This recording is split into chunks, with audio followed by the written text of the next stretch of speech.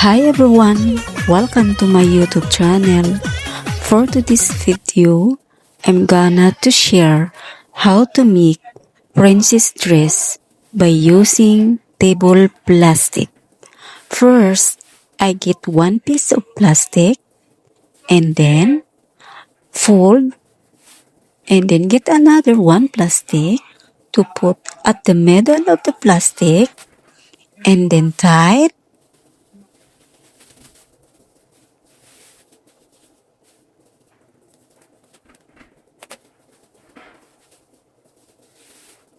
Same process. Get one another plastic and then put at the middle of the plastic until done to form a skirt.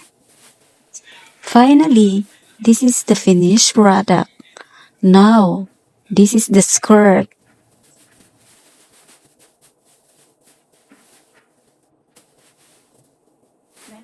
And now, let's make for the tops.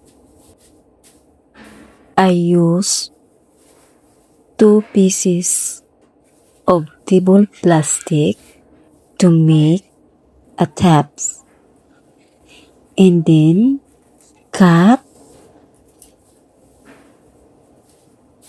fold side by side. I use garter to easy to wear. I cut the garter and sew it to become tight.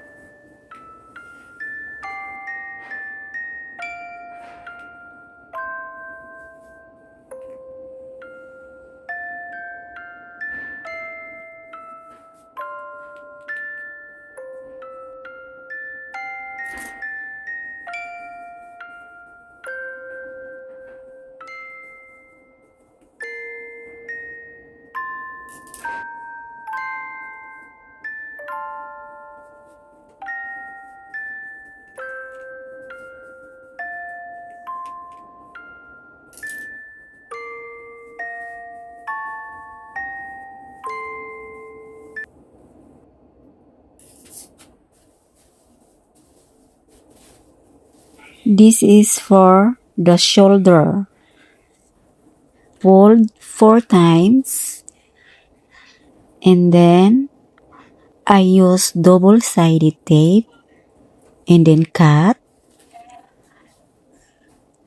and then put the plastic to the tape and the other side also.